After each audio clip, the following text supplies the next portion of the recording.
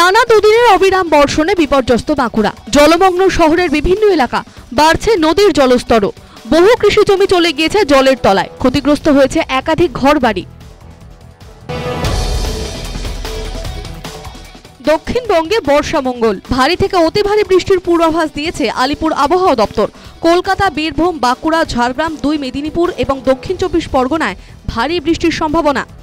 মৌসুমী অক্ষরেখা এবং নিম্নচাপের জোড়া প্রভাবে সপ্তাহভর এমনই আবহাওয়া থাকবে বলে জানিয়েছে হাওয়া অফিস। বৃহস্পতিবার সকাল থেকে শুরু হয়েছে নদিয়ার কালীগঞ্জ বিধানসভা উপনির্বাচনের ভোট গ্রহণ। ভোট দিয়েছেন তৃণমূল প্রার্থী আলিফা আহমেদ এবং বিজেপি প্রার্থী আশিস ঘোষ। দু এক জায়গায় বিক্ষিপ্ত অশান্তির খবর সামনে আসলেও মতের উপর শান্তিতেই চলছে ভোট গ্রহণ।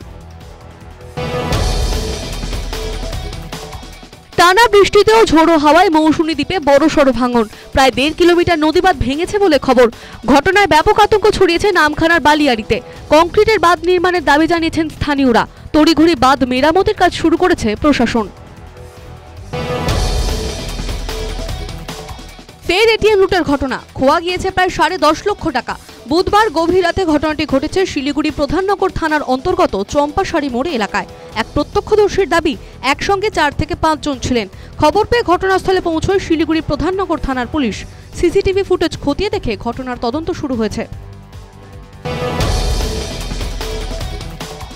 দক্ষিণবঙ্গে নিম্নচাপ অবস্থান করায় টানা 2 দিন ধরে চলছে বৃষ্টি। ফলে ডিভিসির মাইথন এবং পাঞ্চের জলাধারে জলস্তর বেড়েছে দামোদরেও। গত 2 দিন ধরে ক্রমাগত জল ছেড়ে চলেছে ডিভিসি।